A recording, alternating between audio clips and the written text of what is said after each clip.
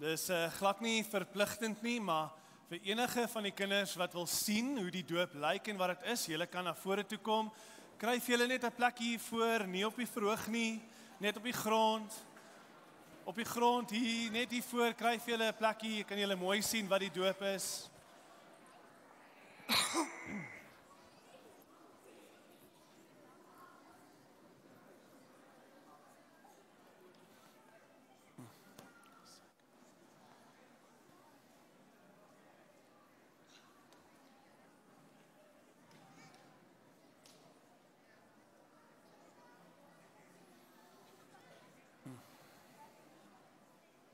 Dis hy net so per inleiding vir die wat nuut is. Hier by Ligpunt het ons 'n parallelle doopbeleid. Dit beteken in die gemeente van Ligpunt glo ons en lewe ons in 'n gemeente waar almal lief is vir Jesus. Almal glo die Bybel is die woord van God.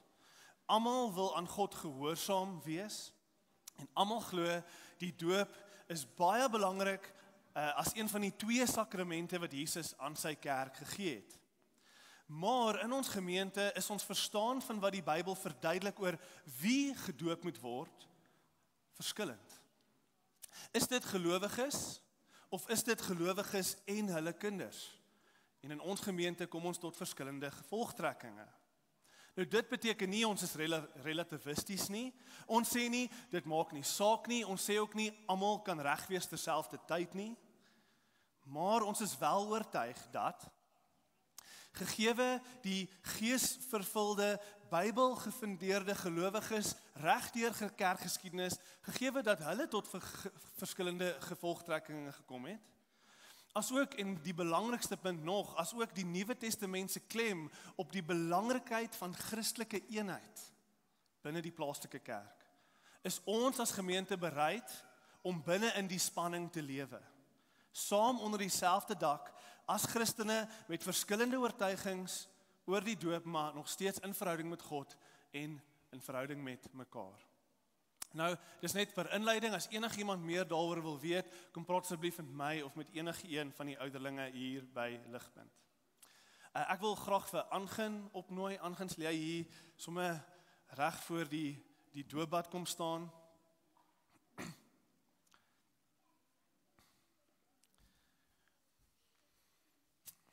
In Matteus 28 lees ons die volgende. Hierdie is Jesus se laaste en van sy belangrikste woorde aan ons. Jesus sê, aan my is alle mag gegee in hemel en op aarde.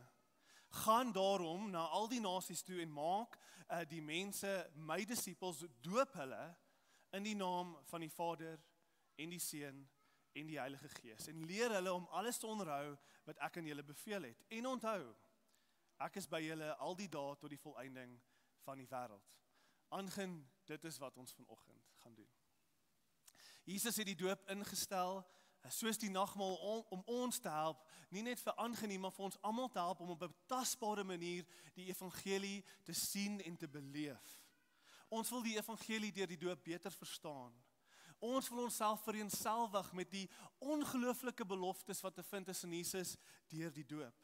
En ons wil deur die doop hierdie boodskap van God se liefde vir 'n verlore mens, ons wil dit verkondig aan die wêreld. Die doop is vanoggend 'n teken, 'n geestelike teken, 'n simbool van iets wat reeds gebeur het, 'n geestelike realiteit, maar hierdie is 'n fisiese, tasbare simbool van 'n geestelike realiteit.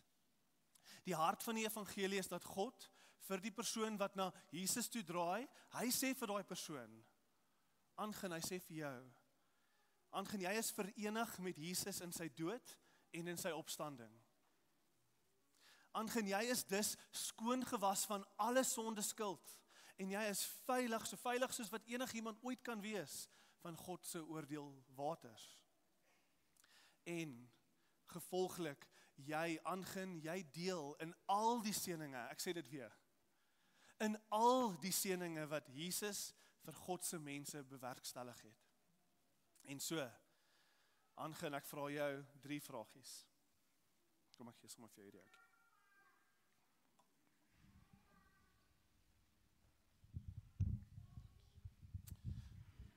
Glo jy Angin Die evangelie wat deur die doop gesimboliseer word.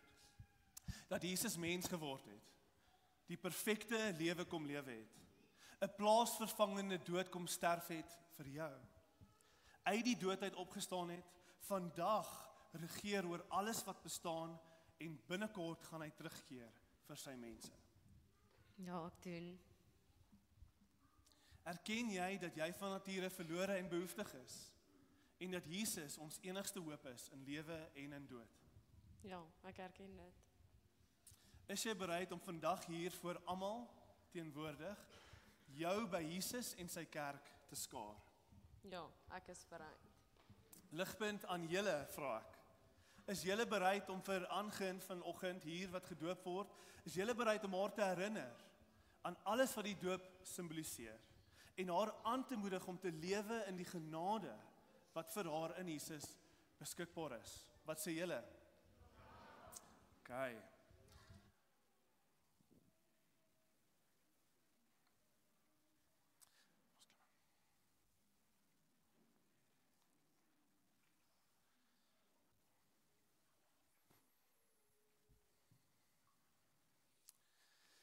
Angin, aan die hand van jou geloofbelijdenis voor God en sy gemeente, doop ons jou in die naam van die Vader, in die naam van die Seun, en in die naam van die Heilige Gees. Angin, saam met Jesus het jy dood gegaan. En saam met Jesus het jy opgestaan. Gaan lewe nou vir hom.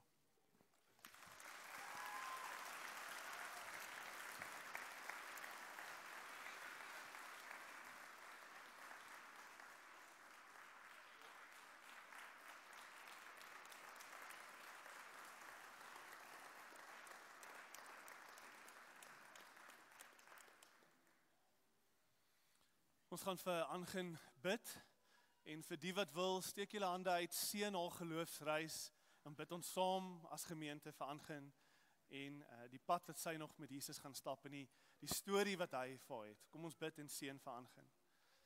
Almagtige God en Vader, ons seën vir Angin, ons dankie vir die tasbare teken van u geloof in jou, wat sy vandag verkondig het aan ons almal. Seën haar, gebruik haar, lei haar en help dat sy sal lewe vir jou in alles wat jy vir haar sê en alles wat sy moet doen vir u naam. Ons vra ook dat u met ons almal sal praat, bemoedig ons almal om weer te onthou van ons doop, dat ons sal lewe in gehoorsaamheid vir u, met 'n radikale lewe van opoffering vir u. Kom doen dit in ons lewens, ons bid dit. Seën ons ook nou, soos wat ons na die woord geluister en verder gaan sing, mag ons almal u loof en prys vir u liefde in Jesus, wat so kragtig gesimboliseer was vandag. Ons bid dit in Jesus naam alleen. Amen. Kindertjies, ons gaan nog een liedjie sing, en dan kan julle na julle klasie toe gaan, okay?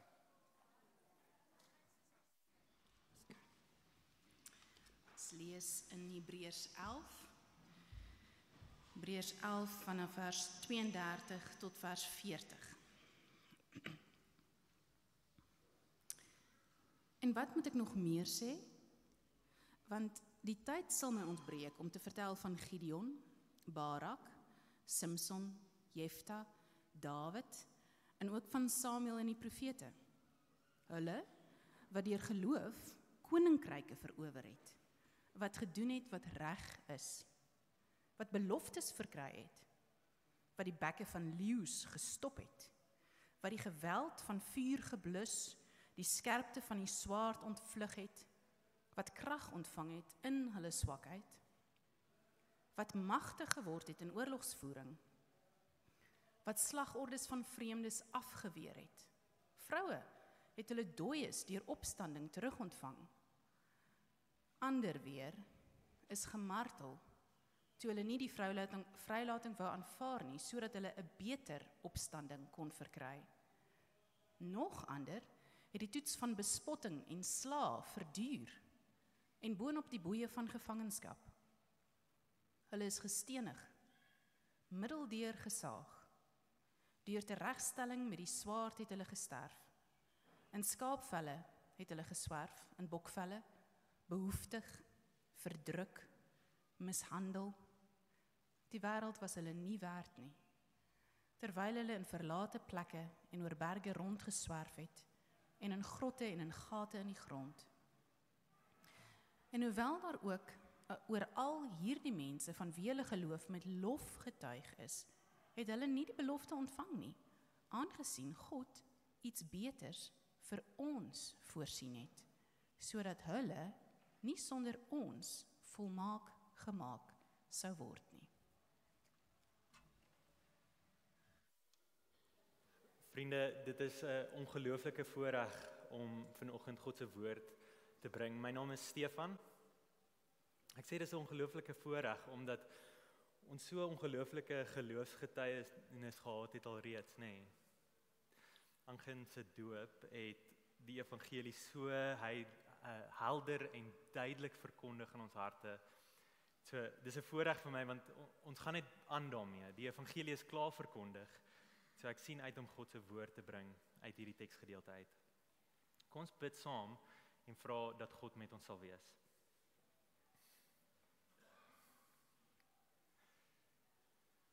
Ons hemelse Vader, ons wil vir U spesifiek dankie sê vir vanoggend se geleentheid. Here, dankie dat U ons nooi in U teenwoordigheid in. Dankie dat ons U lof kon besing.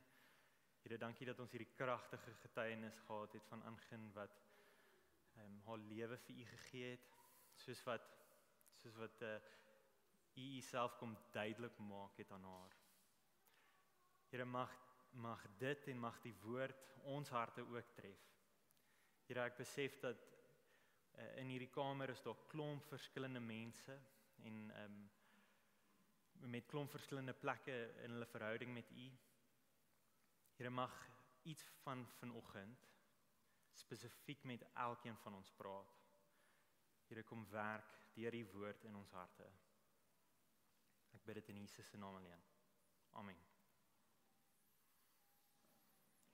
Vriende, ek is baie lief vir draf en ek het hierdie jaar vir die heel eerste keer in my eerste resies deelgeneem en ek moes oefen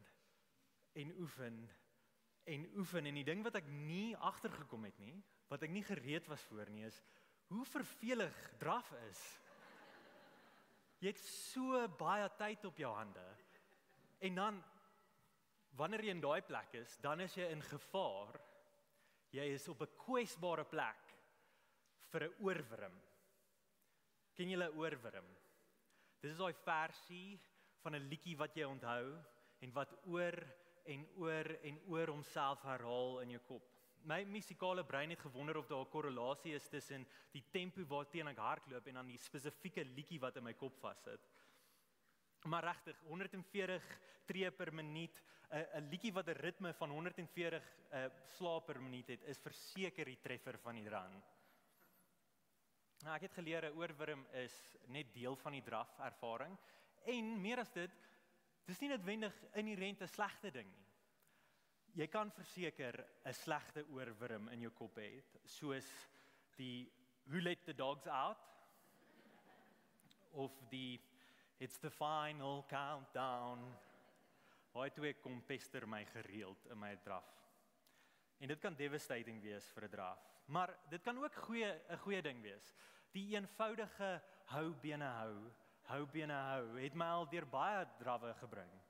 Of die meer komplekse I would walk 500. Kan jou energie gee in jou draf. Geef jou energie in jou resies. Wat ook al jy vir jouself sê, daai oorwurm raak die refrein van jou resies. Vriende, hierdie is hoekom ek hier begin vandag. 'n Refrein is 'n ongelooflike belangrike ding. Wat jy vir jouself herhaal soos jy jou resies draf, is ongelooflik belangrik. Dit is belangrik om bewus te wees van wat jy glo. En vandag wil ek hê ons moet sien net soos in 'n normale resies, so ook in ons geloofsresies. Dit is 'n verskriklike belangrike ding wat jou mantra is. Wat die geloofsrefrein is van jou wedloop. En so vandag kom ons antwoord die vraag, wat wil die skrywer van Hebreërs hê moet ons geloofsrefrein wees wat ons gaan help om te volhard in hierdie geloofsresies?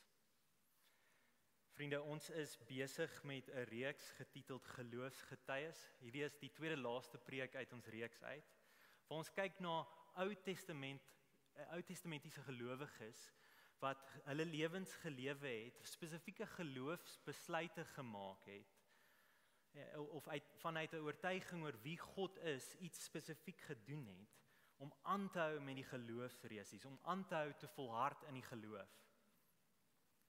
Die eerste vers van hoofstuk 11 verduidelik ons wat is geloof.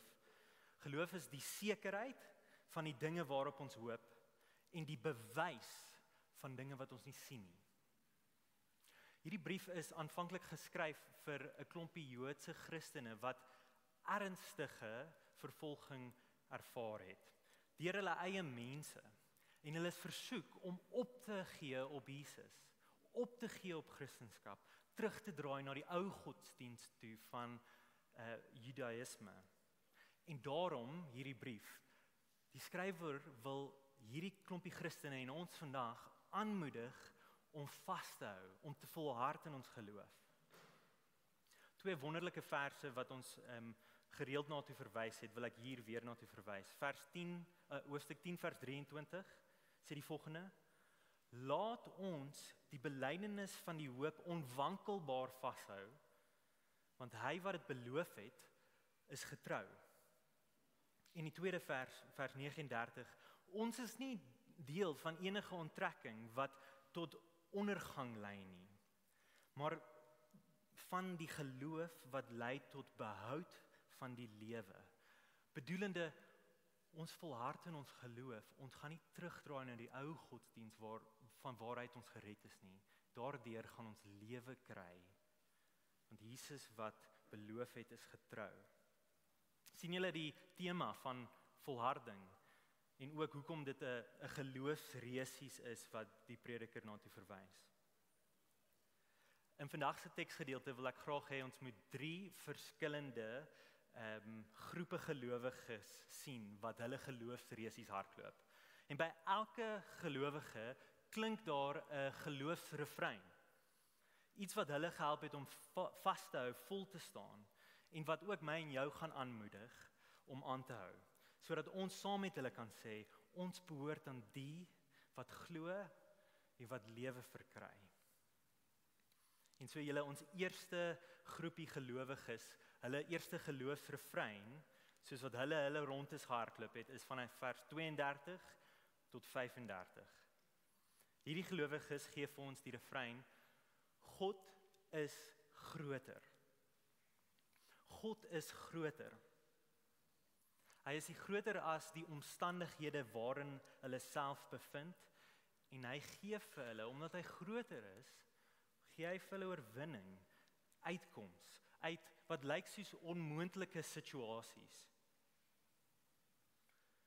Hulle leer ons, God is groter as my vrees. En so ek kan met moed dit in die gesig staar, ek kan met moed dit wat voor my is aanpak, omdat hy kan uitkoms gee. Ons begin by vers 32. Die skrywer sê, en wat moet ek nog meer sê?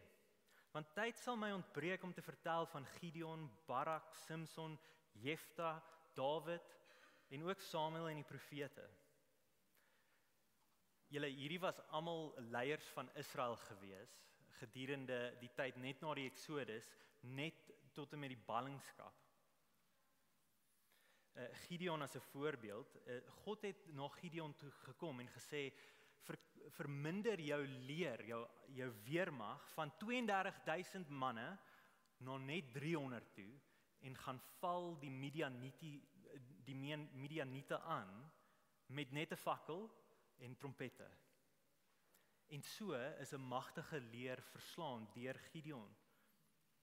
Net so Barak en Simson en Jefta, uit geloof het God Israel bevry. Die profeet Samuel is nog so 'n voorbeeld. Hy was dapper gewees, getrou gewees om met 'n vyandige koning te gaan praat, woorde wat die koning glad nie wou hoor nie. Samuel, wetende dat hierdie koning hom kan doodmaak, het vir hom die harde waarheid gedeel. En deur dit alles het God gewys dat hy groter is as hulle omstandighede. Dat hulle met moed bo vrees die taak kan aanpak. En God het hulle gered. Vriende, ons het 'n klompie ander mense wie se name ons nie hoor nie, almal gekenmerk deur oorwinning, redding en krag wat hulle ontvang het. Nou, dit is baie belangrik om hier te stop en te sê dat hierdie lys van name wat ons voorgehou word, is ver van perfek af. Hierdie karakters het ernstige karakterfoute gehad. Daar was nie een van hulle wat nie gewankel het in hulle geloof nie. Ek dink juist die skrywer van Hebreërs het uit sy pad uitgegaan om mense te kies wat nie perfek was nie. Net 2 voorbeelde uit hierdie lys. Kan julle onthou daai storie van Gideon? Hy was 'n ontsaglike bangbroek gewees. Hy was so huiwerig om te doen wat God van hom gevra het. En net so, Samson, hy was roekeloos. Hy het hier meer uitbarstings gehad. So ook kan julle lees van al die res van hierdie name. Tog, al was hulle geloof onvolmaak, onvolledig, het dit nie God weerhou om die egtheid wat in hulle geloof wel is, goed te keer nie. Hierdie is die kernvers van vers 34. Die engel sê, their weakness was turned to strength. Vriende, hierdie is ongelooflik bemoedigend vir my. Soos wat ek kyk na hierdie lys van gebroke karakters, is daar geen rede waarom my eie tekortkominge my moed hoef te breek nie, of my hoef te af te skrik nie. Ek kan aanhou in hierdie geloofsreis en doen wat die Here my geroep het om te doen, want dit gaan oor God. En hy is getrou. Dit gaan nie oor my nie.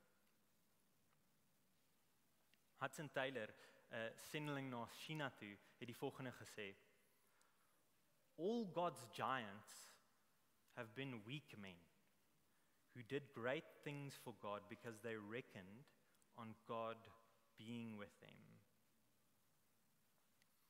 So vriende, hier wil ek graag stop en ek wil 2 toepassings uitlig. Die eerste is dat die geloofsrefrein God is groter het vreeslik met my hart gepraat in die laaste 2 weke. Want in my hart van harte glo ek dat God eintlik my net kom ontmoet in swaar kry en nie goed is vir my in die midde van daai swaar kry nie. Ek dink ek het iets van 'n pessimistiese geloof, want ek sien die prosperity gospel wat sê glo in God en ek sal vir jou rykdom gee, ek sal vir jou elke gebed vir jou antwoord. Ek sien dit, maar dan val ek van die ander kant van die perd af en ek dink nie regtig dat God vir my 'n uitkoms kan bring in die situasies waar ek myself bevind nie, of dat hy oorwinning selfs vir my kan gee, dat hy goed is vir my nie. En julle, dit veroorsaak dat daar huiwering is in my hart om enige groot dinge aan te pak. Ek kies eerder die relatiewe gemaklike opsie, eerder as om 'n risiko te neem vir God. Want ek dink nie ek het die refrein hier wat sê God is groter nie. Elof se preek het so my aangespreek laasweek. Hy het gesê 'n geloof sê kies moed bo vrees. So 'n eenvoudige kragtige ding. Geloof kies moed bo vrees. En in die hand van ons teks, omdat God groter is. En so, waar is die plekke waar ons kan sien God is groot in ons lewens? Julle, ek dink vanoggend was so 'n mooi duidelike prent waar hy 'n hart van klip kan verander na 'n hart van vlees. Hy red sondaars elke liewe dag. Angin se doop was so 'n kragtige prentjie daarvan vandag. En elkeen van ons wat Christene het daai selfde storie van God wat ons kom ontmoet en ons kom gered het, kom wys dat hy groter is. Maar nie net dit nie, hy gee ook om oor ons fisiese omstandighede, nê. Elkeen van ons kan getuig dat hy fisies aan ons voorsien het, dat hy ons beskerm het op baie moeilike tye. Hy het gebede verhoor en hy wys vir ons omgee hier in ons gemeenskap. Ons God is groot en daarom kan ons aanhou die geloofsresies draf, wetende dat dit hy is wat ons sterk maak in ons swakheid.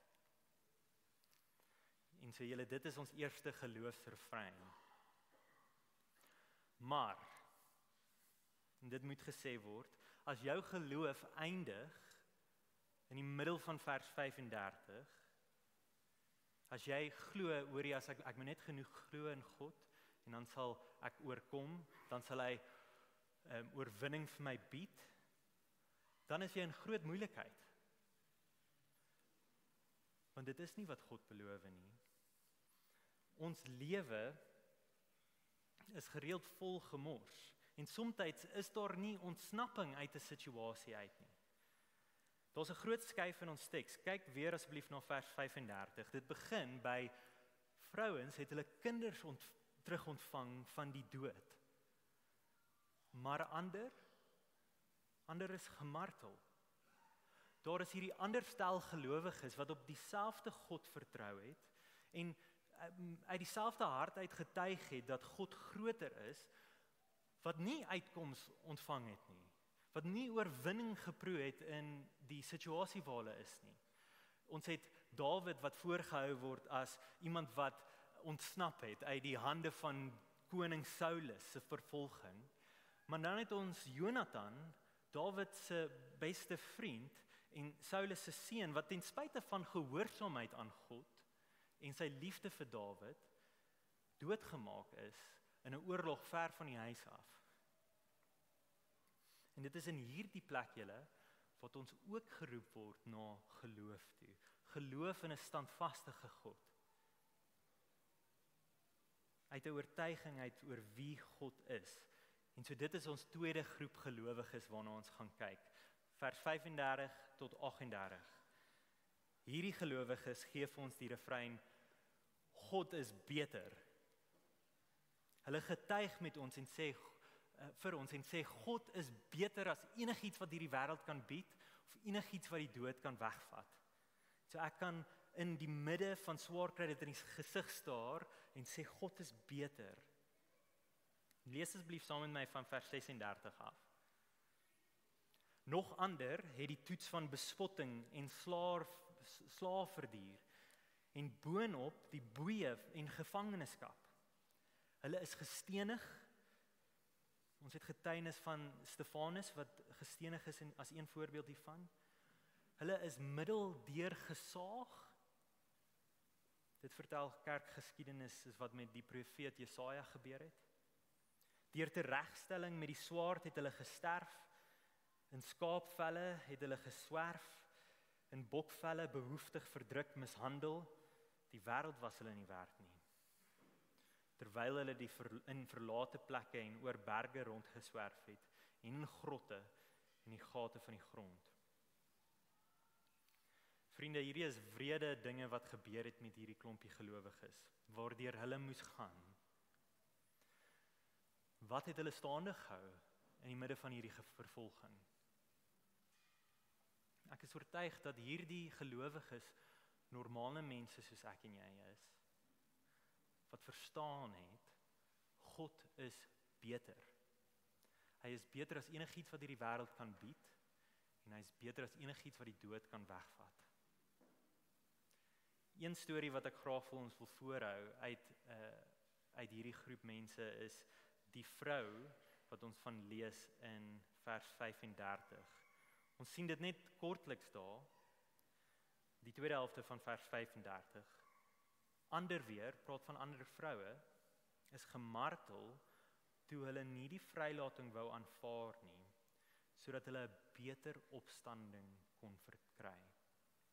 Nou, elke kommentator daar buite sê, hierdie verwys na een spesifieke vrou, wat in die tydperk geleef het tussen die Ou en die Nuwe Testament. En daar's 'n geskiedkundige boek geskryf in daai tyd, wat hierdie vrou se verhaal vasvang. Dit is die boek van Makabeërs. Jy gaan nie dit in ons Bybel kry nie, maar dit is 'n geskiedkundige boek wat vir ons behulpsame inligting gee oor daai tyd. Hier is hoe die storie gaan. Koning Antiochus Epiphanes het Israel binnegeval en hy het baie plesier daaruit gevind deur om mense te martel wat nie voor hom gebuig het nie. Dis waar hierdie vrou, sy is 'n ma met 7 kinders, haarself bevind. Hy het na hulle toe gekom en hulle forceer, draai weg van julle God af, aanbid my, breek God se wette, of ek gaan julle doodmaak. En hy het dit toe gedoen. Hy het begin by die oudste van die 7 broers, wat geweier het om sy rug te draai op God. En hy het hom doodgemaak. En vriende, dit was ongelooflik hoe wreed hy was, dat ek dit nie eers vir ons wil lees vandag nie. En een vir een het hy die seuns toe so doodgemaak, voor hulle ma. Maar luister asseblief hierdie getuienis, wat hierdie ma gehad het. Soos wat haar laaste seun die dood in die gesig staar, kom sy en doen sy iets wat die koning glad nie verwag het nie. Sy bemoedig hom om te volhard wat voor hom lê. Sy sê die volgende: I do not know how you came into being in my womb. It was not I who gave you life or breath, nor I who set in order the elements with each within you. Therefore the creator of the world, who shaped the beginning of man and devised the origin of all things, will in his mercy give life and breath back to you again, since you now forget yourselves for the sake of his laws.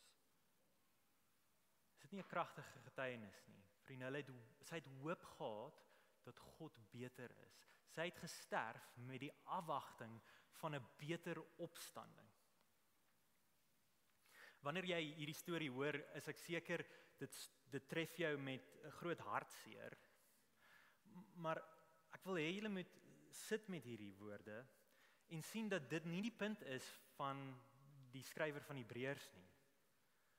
Ek dink as jy enige een van daai mense sou vra wat in daai oomblik is hulle grootste ervaring, hulle grootste gevoel, is hulle primêre emosie nie een van swaar kry nie. Ek glo dit is hoopvolle sekerheid gewees, afwagting van wie God is en wat hy gaan doen. Beteken nie hulle pyn is nie verminder nie, maar ek dink daai sekerheid van wie God is groter vir hulle gewees. En so hierdie vrou wat doodgegaan het doodgegaan met 'n beter opstanding wat sy verwag. En haar God, ons God, gaan nie teleurstel nie. Wat leer Hebreërs vir ons van hierdie geloof? Dis 'n geloof wat beter is, beter as enigiets wat hierdie wêreld kan vat, en beter is iets wat hierdie wêreld kan bied. En so vriende, toepassing op hierdie punt. As jy hier sit en jy voel jy gaan deur diep waters, daar is groot swaar kry wat in jou lewe aangaan. Onsigbare swaar kry wat ons nie eers noodwendig van weet nie. Hoor die bemoedigende nuus dat God dit nie mis nie. God sien jou raak vanoggend en hy wil jou kom bemoedig met sy woorde, hy is beter. Hoe lyk hierdie tipe swaar kry vir ons wat ons nou net van gelees het vir my en jou in die hier en nou? Aan die een kant is dit moontlik dat daar Christene is in ons land selfs wat hierdie tipe vervolging presies so ervaar. Maar ek dink meeste van ons kan getuig dat ons vervolging nie heeltemal so lyk nie. Ons kan in vryheid hier so by mekaar kom op 'n Sondag.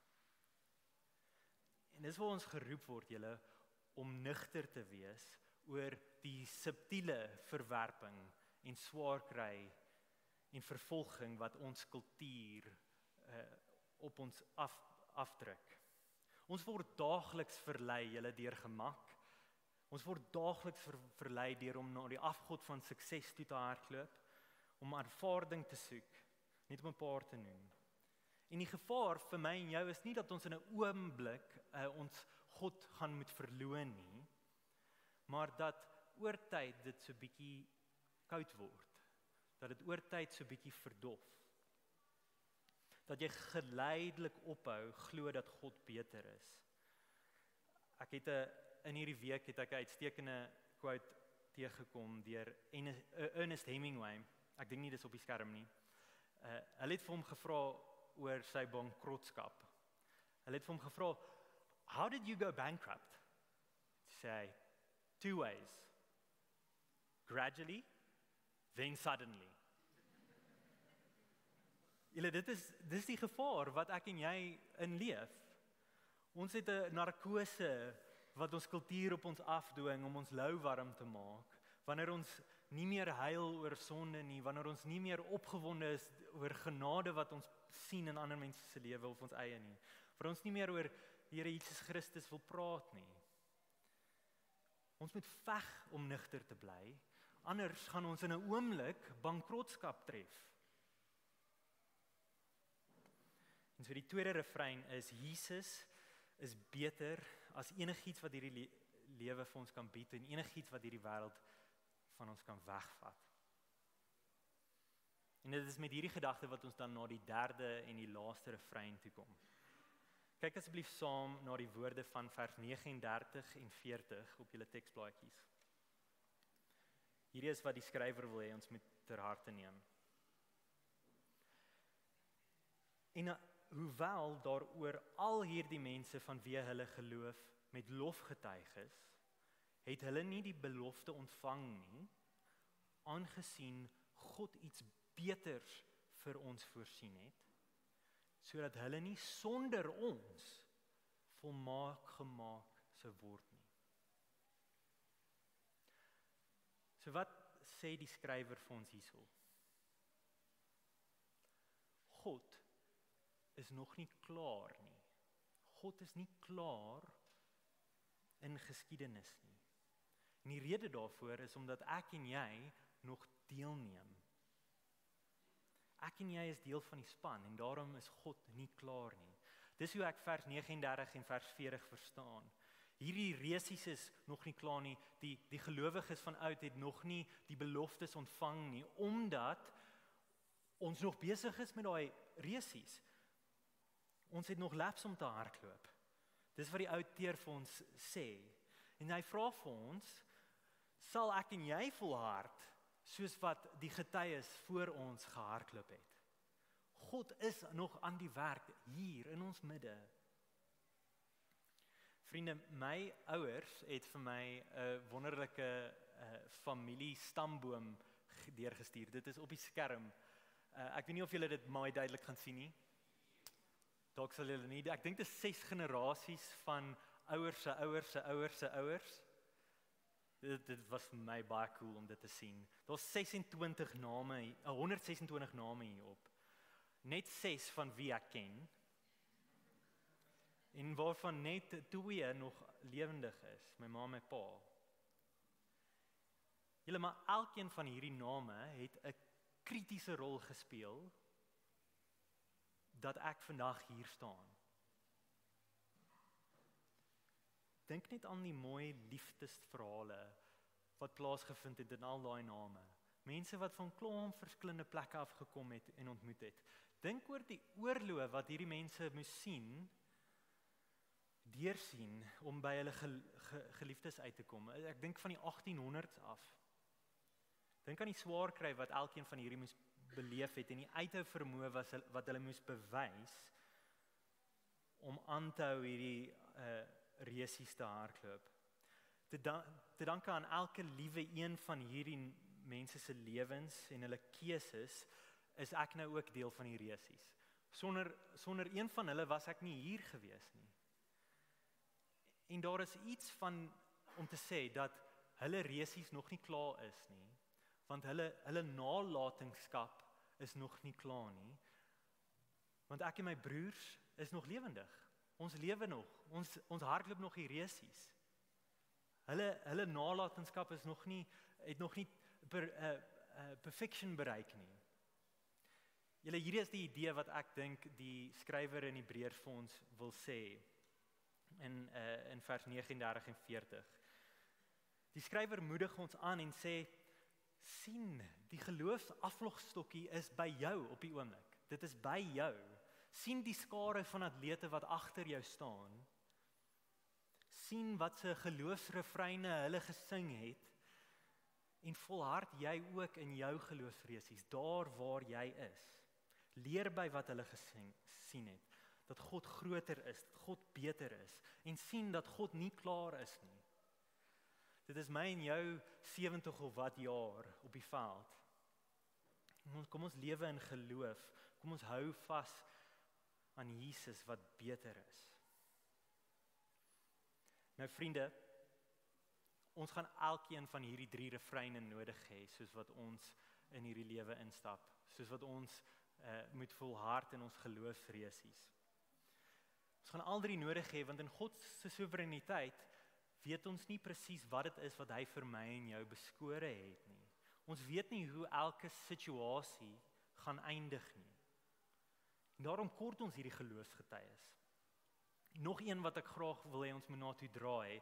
In vers 34 sien julle dat dit sê sommiges is deur die geweld van die vuur ontsnap. Het julle dit gesien?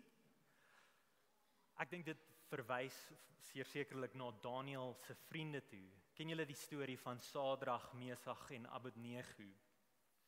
Hulle was mense wat hierdie refreine ter harte geneem het. Hulle was in so 'n onmoontlike situasie geplaas deur die koning van Babylon. Hy het vir hulle gesê, buig voor my en my standbeeld wat ek opgerig het, of ek gaan julle in die brandende oond gooi. Dit was die keuse voor hulle gewees.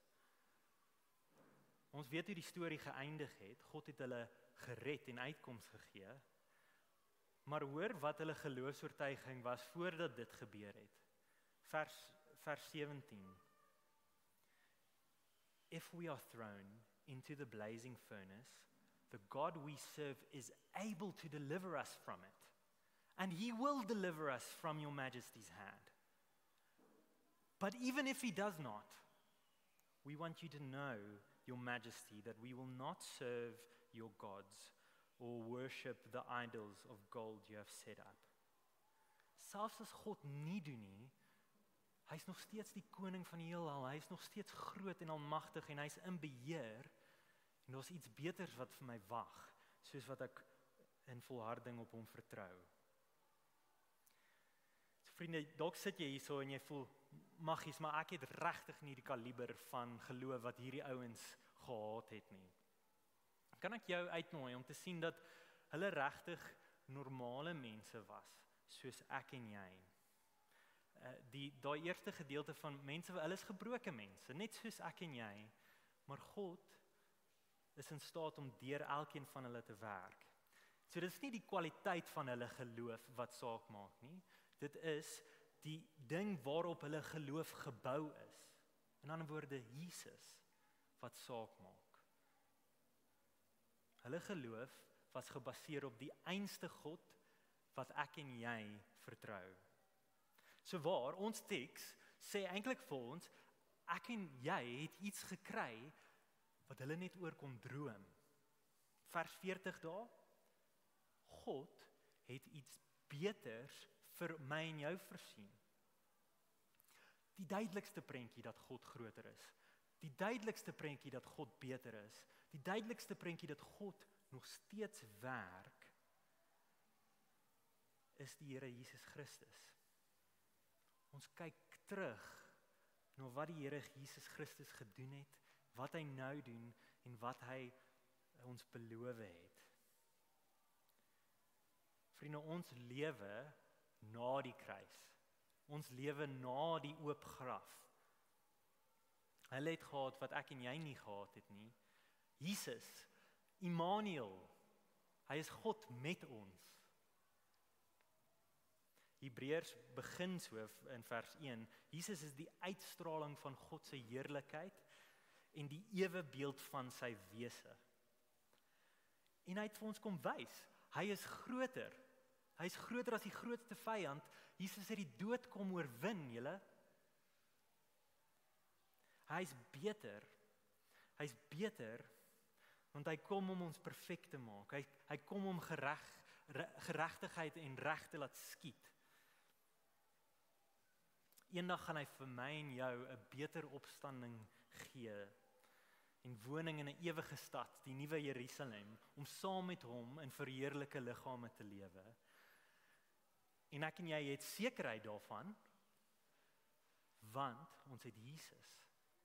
Soos die Engels sê, Jesus is the first fruits of the resurrection. Julle, dit is 'n feit, dit is 'n waarheid, dit is 'n sekerheid. Ons Jesus lewe. Jesus lewe. En so hy wat beloof het, is getrou. So kan ek jou aanmoedig, bly volhard in hierdie geloofsresies. Moenie opgee nie. Daar's verseker tye in jou lewe waar jy elkeen van hierdie refreine gaan nodig hê. Hou jou perspektief op die Here Jesus Christus. Want God is groter, God is beter, hy is nog nie klaar nie. Vriende, ek wil graag vir ons afsluit vandag met een laaste getuie wat ons uit kerkgeskiedenis het.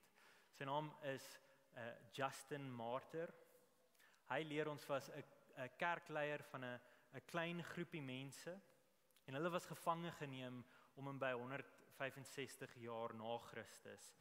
Hy en sy studente het sy kerkie, omdat hulle in die evangelie vertrou het en nie wou buig onder die Romeinse ryk nie. En so die keiser op daardie tyd het hulle doodgemaak.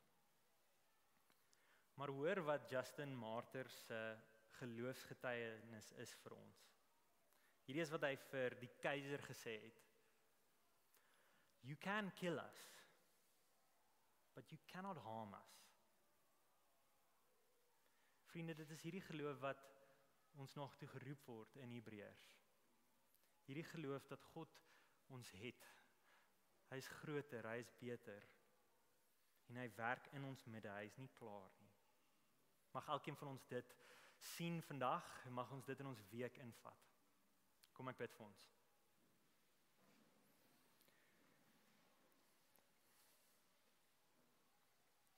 Ons hemelse Vader, ons wil vir U dankie sê vir hierdie ongelooflike geleentheid saam.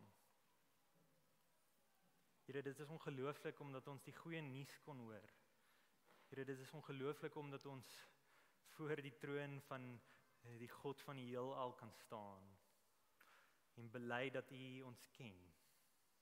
Here, dankie vir die geloofsgetuies van 'n geskiedenis wat ons het, wat ons aanmoedig om te volhou en te volhard.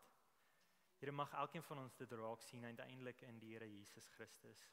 Mag ons sy nabyheid voel in ons swaar kry. Mag ons nie blind wees vir daar waar hy intree vir ons nie. Here, dankie vir 'n gemeenskap saam vandag wat ons saam kon getuig op verskillende tye van die oggend. Dat U groot is, dat U goed is, dat U beter is, Here, en dat U ons vashou. Ek bid dit in Jesus se naam alleen. Amen.